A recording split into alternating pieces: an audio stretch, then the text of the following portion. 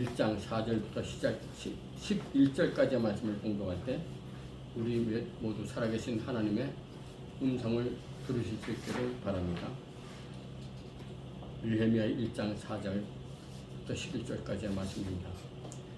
내가 이 말을 듣고 앉아서 울고 수일 동안 슬퍼하며 하늘의 하나님 앞에 금식하며 기도하여 이르되, 하늘의 하나님 여호와 크고 두려우신 하나님이여, 주를 사랑하고 주의 계명을 지키는 자에게 언약을 지키시며 긍휼을 베푸시는 자여 주여 간구하나이다. 이제 종이 주의 종들인 이스라엘 자손을 위하여 주야로 기도하오며 우리 이스라엘 자손이 주께 범죄한 죄들을 자복하오니 주는 귀를 기울이시며 눈을 여시사 종의 기도를 들으시옵소서. 나와 내 아버지의 집이 범죄하여 주를 향하여 크게 악을 행하여 주께서 주의 종 모세에게 명령하신 계명과 율례와 규례를 지키지 아니하였나이다. 옛적에 주께서 주의 종 모세에게 명령하여 이르시되, 만일 너희가 범죄하면 내가 너희를 여러 나라 가운데 흩을 것이요, 만일 내게로 돌아와 내 계명을 지켜 행하면 너희 쫓긴 자가 하늘 끝에 있을지라도 내가 거기서부터 그들을 모아 내 이름을 두려고 택한 곳에 돌아오게 하리라 하신 말씀을 이제 청하건대 기억하옵소서. 이들은 주께서 일찍이 큰 권능과 강한 손으로 구속하신 주의 종들이요 주의 백성이니이다. 주여 구하오니 귀를 기울이사 종의 기도와 주의 이름을 경외하기를 기뻐하는 종들의 기도를 들으시고 오늘 종이 형통하여 이 사람들 앞에서 은혜를 입게 하옵소서 하였나니 그때에 내가 왕의 술 관원이 되었느니라. 아멘. 함께 기도하겠습니다. 하나님 아버지, 감사합니다. 오늘 거룩한 주일 하나님 앞에 귀한 예식을 드리게 하시고 또한 하나님께서 허락하신 귀한 말씀을 듣고자 합니다. 주님 함께 하여 주셔서 성령님의 인도하심으로 주님의 말씀만을 온전하게 전할 수 있도록 도와주시옵소서. 감사하며 예수 그리스도 이름으로 기도드립니다. 오늘 아침에 이제 교회에 나오기 위해서 준비를 하고 있는데 우리 작은 아들이 사역을 하고 있잖아요. 근데 그것이 강남이에요. 강남이니까 우리 집에서 반드시 공덕역 있는 데를 통과해요. 강남으로 가려면 삼각지로 해서 가요. 근데 아들한테서 카톡이 왔는데 공덕역이 꽉꽉 막힌다는 거예요. 뭐냐면 서부지방법원 거기에서 사람들이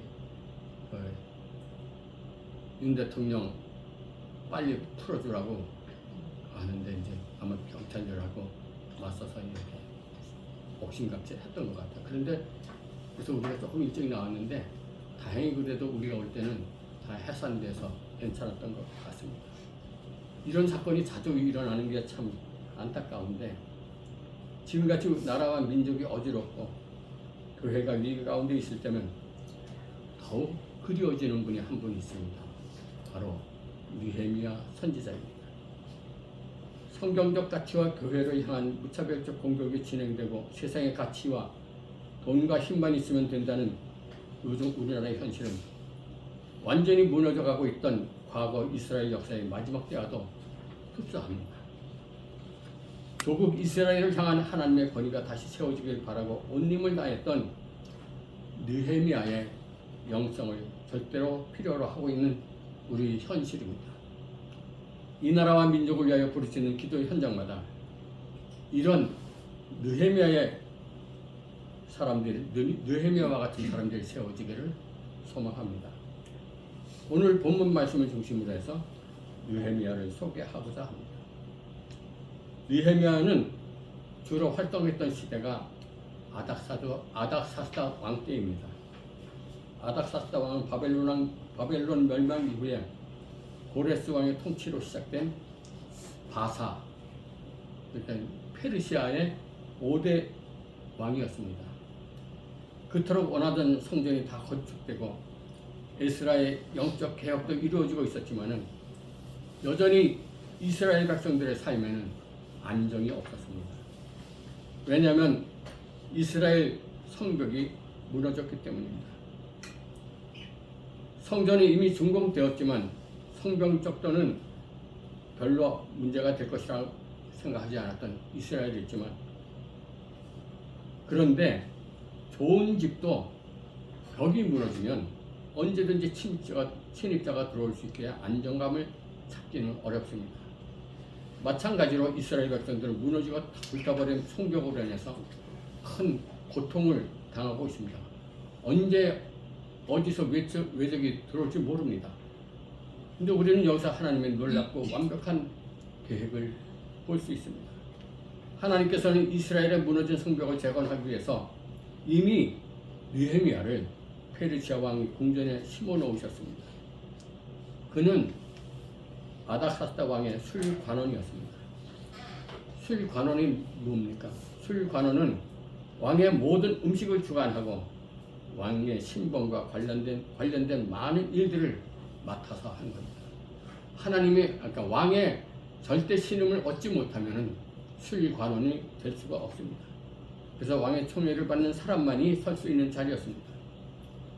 하나님께서는 이 이스라엘의 성벽 재건을 위해서 이미 느헤미야를 페르시아의 술관원으로 삼으신 것입니다. 이전에 야곱의 가족들을 가뭄에서 구원하기 위해서 요셉을 애국의 총리로 심으셨던 것처럼 오늘 느헤미야를 하나님은 페르시아 왕궁 수산궁에 심으신 것입니다. 오늘 과연 우리가 서 있는 자리는 어디입니까?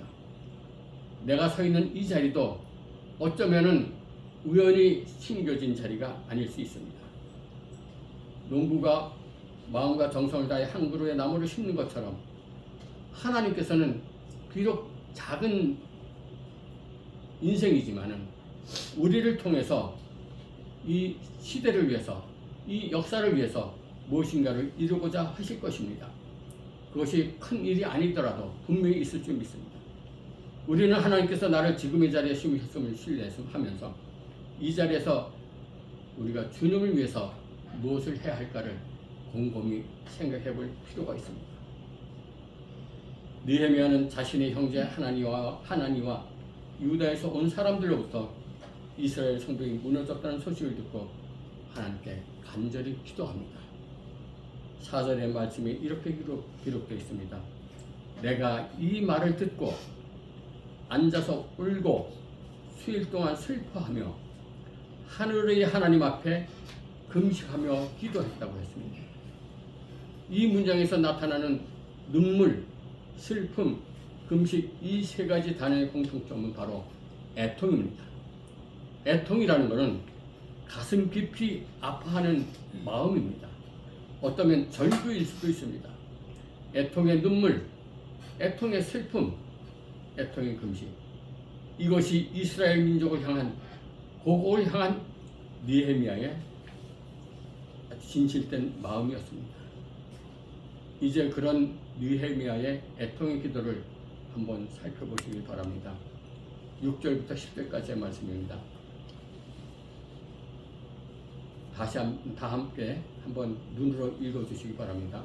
이제 종이 주의 종들인 이스라엘 자손을 위하여 주야로 기도하며 우리 이스라엘 자손이 주께 범죄한 죄를 자복하오니 주는 귀를 기울이시며 눈을 여시사 종의 기도를 들으소서.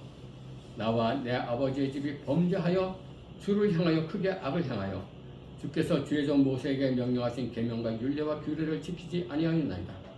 옛적에 주께서 주의 종 모세에게 명령하여 이르시되 만일 너희가 범죄하면 내가 너희를 여러 나라 가운데 흩을 것이요 만일 내게로 돌아와 내 계명을 지켜 행하면 너희 쫓긴 자가 하늘 끝에 있을지라도 내가 거기서부터 그를 모아 내 이름을 두려워 택한 곳에 돌아오게 하리라 하신 말씀을 이제 청하건대 기억하옵소서. 이들은 주께서 일찍이 큰 권능과 강한 손으로 구속하신 주의 종들이요 주의 백성이니이다.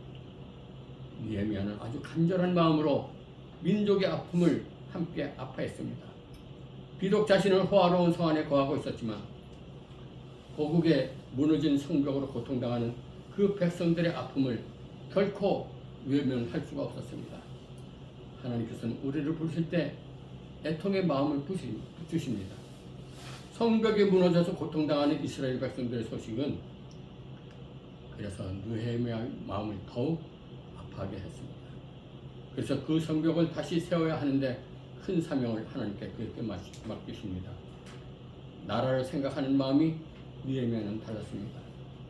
이 시간 과연 우리가 나라를 생각하며 얼마나 마음을 아파하는가, 이 어지러운 세상을 보며 얼마나 힘들어하는가,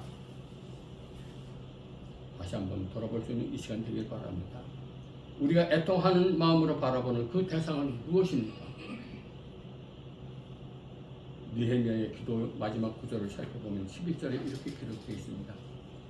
주여 구하오니 귀를 기울이사 종의 기도와 주의 이름을 경외하기를 기뻐하는 종들의 기도를 들으시고 오늘 종이 형통하여 이 사람 앞에서 은혜를 입게 하옵소서 하였나니 그때 내가 왕의 술관원이 되었느니라.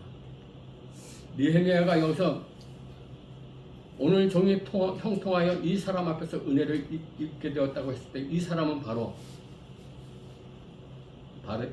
바사의 아닥사스다 왕입니다. 이는 아무리 대단한 왕이라도 느헤미야가 믿는 하나님 앞에서는 일개 한 사람에 불과하다는 것입니다.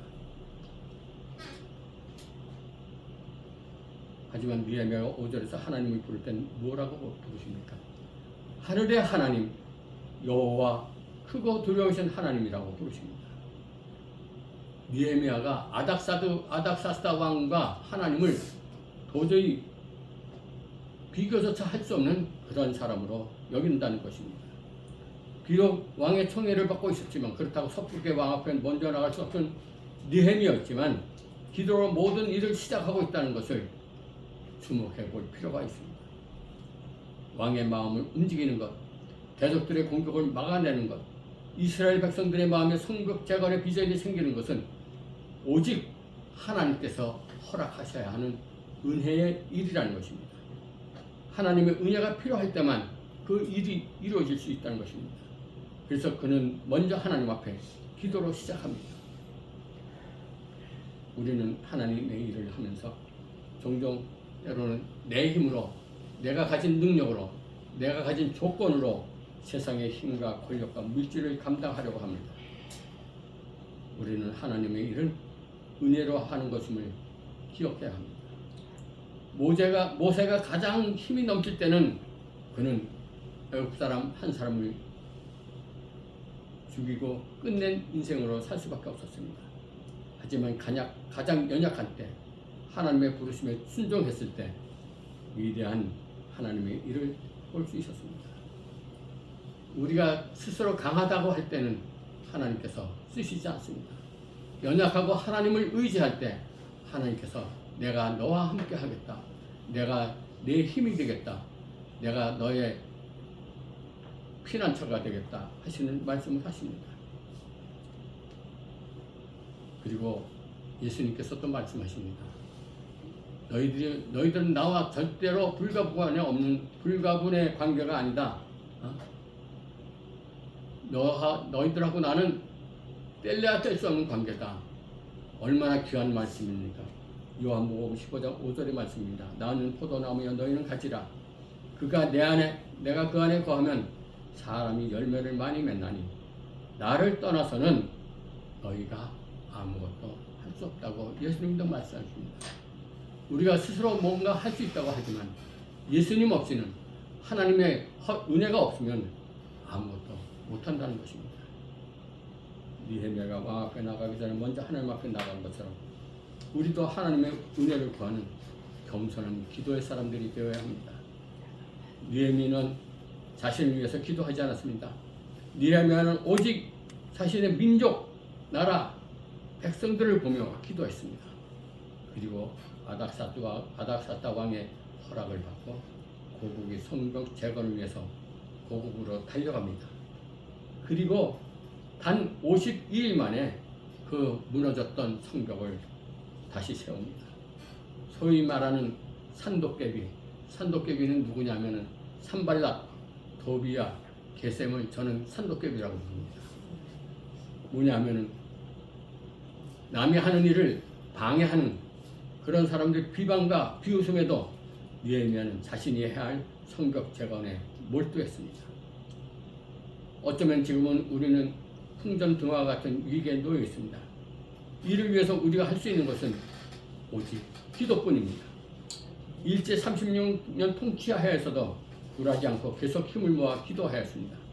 그렇게 기도함으로 하나님의 은혜로 하나님의 도우심으로 우리는 일제 억압으로부터 해방을 받을 수 있었습니다.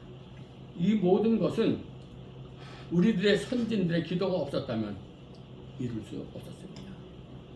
하나님께서 함께 하시는 우리 민족은 이러한 위기 속에서도 다시 일어설 것을 믿습니다. 항상 하나님께서 함께 하시면 우리는 어떠한 어려움도 역경도 극복할 수 있습니다.